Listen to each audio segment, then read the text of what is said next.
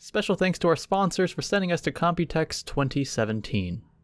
So what's up everyone, we are here in the Corsair suite in Taipei, Taiwan for Computex 2017, standing in front of the beautiful concept slate. What a way to kick off things here at the Corsair Lounge. We're going to take a tour around everything. Chris from Corsair is helping me out. He's going to show us what is what. Oh, and by the way, just for scale, here's my hand. Some more info on the custom loop gear here. This is a CPU water block from Corsair. This one's just the all metallic color here, and then we have a black accented one off to the right. More detail here, the fins. Look how fine these fins are, and it's hard to see, but that's what goes on in a CPU block. Off further to the right, you got that, Jacob? Oh yeah. We got a graphics card water block. Now I noticed this in the slate as well. Looks like you've got 3 different channels for fluid to flow here. Just a nice creative touch that Corsair is known for. I really like that. Gives it an aesthetically a pleasing look. And then the back plate, very simple. I love it. Just Corsair and the logo.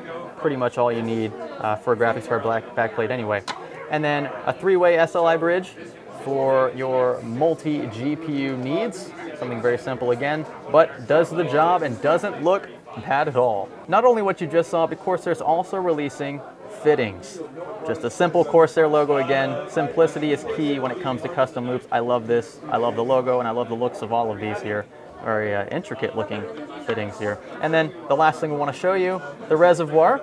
Is this is a tempered glass reservoir? It's a glass res. It's a glass res. Wow, this was really good. This is a really nice reservoir here. So Corsair is literally offering every possible component you could need for a custom loop.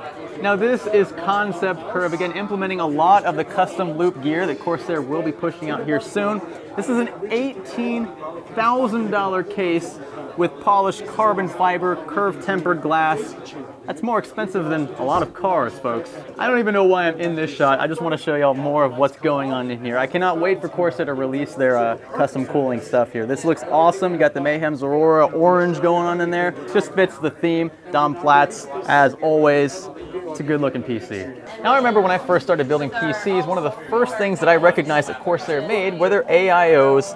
And this here is another improvement upon that, another Hydro series concept to be released soon. Additions here among RGB compatibility and the new ML fans that are supposed to keep things a little quieter. So hard to see things getting much quieter, but I bet you these do the job. Now with this particular AIO, something interesting, I didn't even notice it at first. This is the first 360mm AIO Corsair has ever made, so it's nice to see them expanding those AIO options for the general consumers. I saw something else that's not usually in white, so of course we had to film it. This is the RMX series white edition power supply from Corsair. Comes in a wide variety of wattages. Now this is the X series, so it doesn't have the Corsair link, which will show you power consumption, different fan settings, things like that. So it's a cheaper alternative, but it's still nice to see that you can buy something like this in white, especially if you don't have a basement, so you're not worried about showing off a power supply that doesn't match the rest of your system. Now this is a special take on the Corsair utility engine. This is full-on integration with peripherals. You see we have the gaming mouse, gaming pad, and the entire PC. When I say entire PC, we're literally everything you can think of. So we have RGB strips, we have the RGB fans, we have the RGB cooler, and here's the catch. Stuff that's not even produced by Corsair that's in the case that is also operating with this beta version of the Corsair utility engine. So we've got this wave animation going on here. You can see it's moving all the way from the keyboard through the case, through pretty much everything in the case. And that's the whole point of this. It's treating it as one big interconnected system.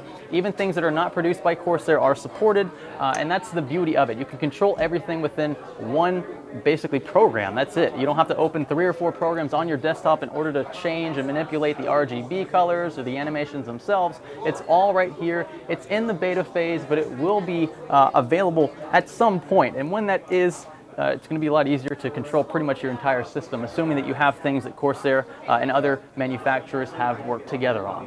Now this is the K68 mechanical keyboard. Currently you can pick it up with either Cherry MX blue switches or Cherry MX reds, and you have the corresponding LED color to accompany that. Now, something else that's special about this keyboard here is they actually have included a kind of like a membrane coating around each of the keys.